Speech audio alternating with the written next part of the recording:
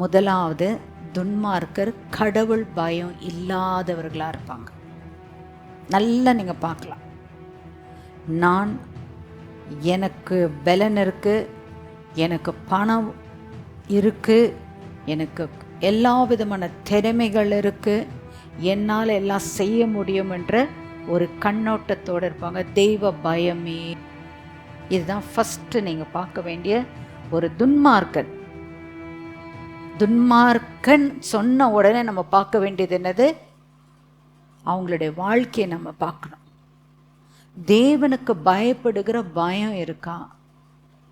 தேவனுக்கு பயப்படுகிற பயம் இருந்துச்சுன்னா தவறுதல் செய்ய மாட்டார்கள். இப்போ 2-3 பாயிண்ட் நான் சொல்கிறேன், இந்த துன்மார்க்கர் எப்படி இருப்பாங்கன்றதுக்கு. முதலாவது, அவர்கள் தேவனை தேட மாட்டார். லெட் இட் பி எனி காட்னாக்கா தன்னை படைத்த கடவுள் பயம் முதல்ல அவங்களுக்குள்ள காணப்படாது. ரெண்டாவது, தேவ பயம் இல்லாதனால அவங்களுடைய வாழ்க்கையில் ஒரு டிசிப்ளின், மனுஷராக பார்க்க மாட்டாங்க. அவங்களுக்குள்ள அந்த ஆங்காரத்தனம் இருக்கும். தானுன்ட்டு இருப்பாங்க, எனக்குரியதுன்ட்டு இருப்பாங்க, எனக்கு எல்லாம் தெரியும்ன்ட்டு இருப்பாங்க. இதெல்லாம் துன்மார்க்கனுடைய குணாதிசயங்கள்.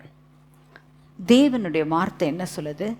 துன்மார்க்கனுடைய ஆலோசனை நடவாத. அவன் அப்போ தப்பான ஆலோசனை கொடுப்பான்றதுக்கு தான் அடையாளம்.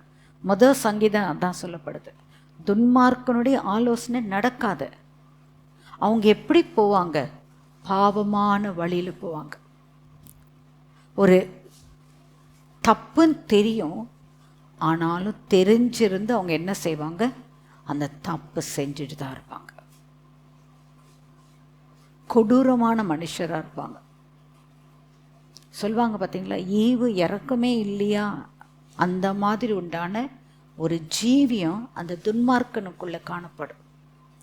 இதுவே ஒரு நீதிமான் எப்படி இருப்பானா? கடவுளுக்கு பயந்து, ஐயோ நான் கர்த்தருக்கு நான் கணக்கு ஒப்புவிக்கணுமே, கர்த்தர் என்னை கேள்வி கேட்பார், கர்த்தர் என்னை தண்டிப்பார்.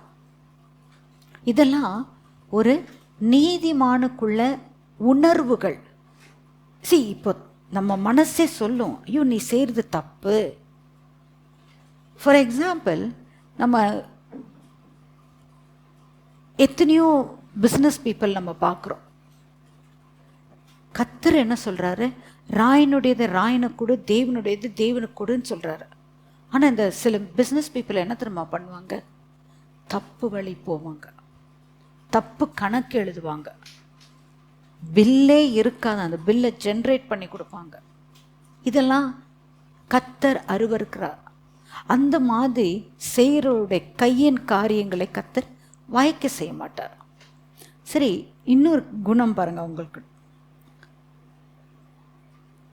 அவங்க தங்களை சப்மிட் பண்ண மாட்டாங்க. தனக்கு தப்பு செஞ்சா கூட அவங்களுக்குள்ள அந்த சப்மிசிவ்னஸ் வராது, ஹார்ட் ஹார்ட்டட்னஸ் இருக்கும் அவங்களுக்குள்ள. இதெல்லாம் துன்மார்க்கனுடைய குணம். இங்கே அதுதான் சங்கீதக்காரன் புலம்புறாரு தேவனிடத்தில், ஆண்டவரே இவ்வளோ அநியாயம் பண்ணிட்டு இருக்காங்களே, நீங்கள் ஏன் தூரமாக இருக்கீங்க? இந்த ஜனங்களுக்கு விடுதலை தர மாட்டீங்களா? நாங்கள் போகிற நெருக்கமான பாதையில் நீர் இரக்கத்தை காண்பிக்க மாட்டீங்களா?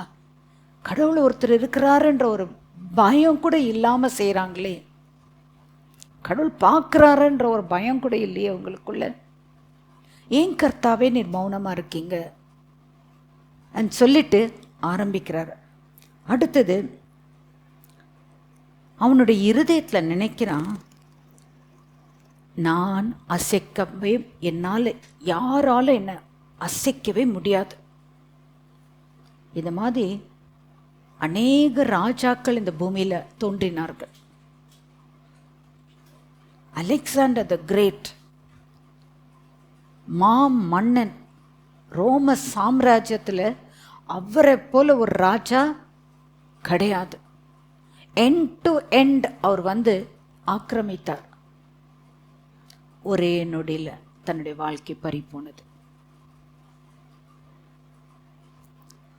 இந்த மாதிரி ஒரு உணர்வு ஒரு மனிதனுக்குள் காணப்பட்டால் அவன் தன்னை தாழ்த்தணும். ஓ வேண்டாம்ப்பா, நான் கடவுளுக்கு முன்னாடி என்னை அர்ப்பணிச்சிடுறேன். கர்த்தர் விரும்புறது என்னன்னா மனத்தாழ்மை. இரக்கமுள்ளவர்கள் பாக்கியவான்கள், அவர்கள் இரக்கம். இவங்களுக்கு எங்கேருந்து இரக்கம் இல்லை, கடின இருதயமுடையவர்கள் ஆகையால் சடுதியில் நாசமடைவார்கள். அதுதான் தேவனுடைய வசனம். துன்மார்க்கனோ சடுதியில் நாசமடைவான். ஆனா நீதிமானுக்கு ஒரு சான்ஸாவது கொடுப்பார். இந்த பூமியில நீதிமானுக்கு தேவன் நியாய தீர்க்கிறார், சீர்படுத்துறார். அவனை அவருக்கேற்ற ஒரு பாத்திரமாக வணைந்து அவருடைய காரியத்தை நிறைவேற்றார் கர்த்தர். அந்த நீதிமானுக்கே இந்த மாதிரி ஒரு ப்ரூனிங் இருக்குமானால் துன்மார்க்கனுக்கு என்ன நடக்கும்? சடுதியில். எக்ஸாம்பிள் எடுத்துக்கலாமே. ஒரு திராட்சை தோட்டத்தை நாட்டுறாங்க.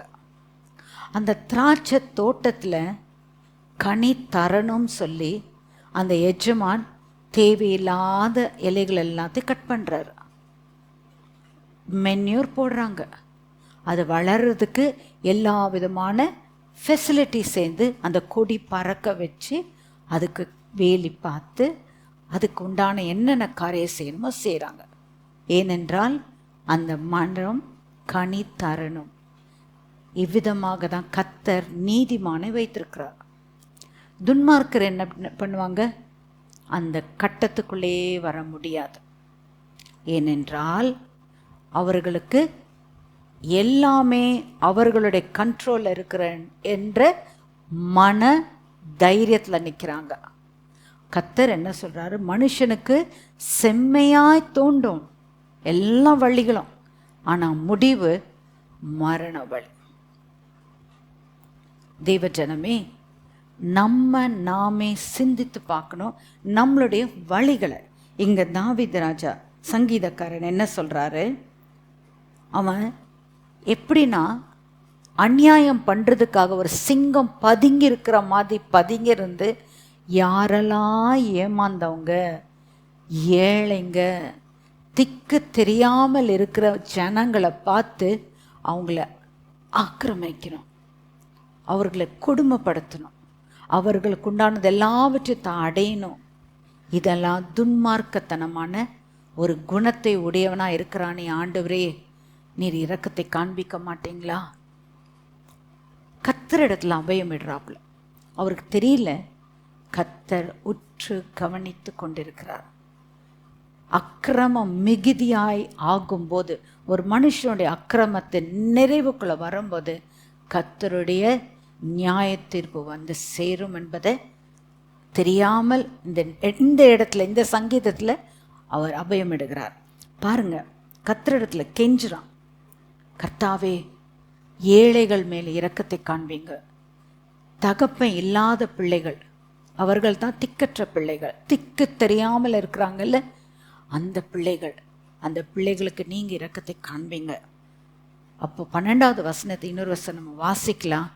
எழுந்தருளும் கர்த்தாவே என்று கூப்பிடுறார். கர்த்தாவே எழுந்தருளும், தேவனே உம்முடைய கையை உயர்த்தும். இது தேவனிடத்துல கெஞ்சுகிற வார்த்தை. தேவன் எழுந்தருளினார் என்றால்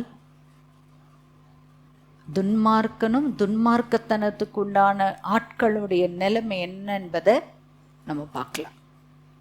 ஒன்றும் இல்லை, சோதோம் குமராவில் அக்கிரமம் மிகுதியாக இருந்தது. ஆனாலும் தேவன் தன் சிநேகிதனாகிய ஆபிரகாம் இடத்துல போய் கேட்குறார், சொல்றார், பார் மை ஃப்ரெண்ட் ஏப்ரஹாம், நான் உன்கிட்ட எதுவும் மறைக்க மாட்டேன். அந்த தேசத்தின் அக்கிரமம் மிகுதியாய் காணப்படுகிறது, நான் அழிக்க போகிறேன். அப்ப ஆபிரகாம் கேட்கிறார், கெஞ்சுறார் தேவனிடத்தில், ஆண்டவரே அங்க 10 நீதிமான் இருந்தா நீங்க அழிப்பீங்களா?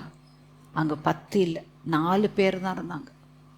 தேவனால் செய்ய முடியல. 50 பேர், 45, 40, 35, 30, 10 வரைக்கும் வந்தார். ஆனால் அங்க காணப்பட்டதோ லோத்து, மனைவி, அவர்கள் 2 குமாரத்திகள். வேறு யாவரும் துன்மார்க்கத்தனத்தில் கண்டார்கள்.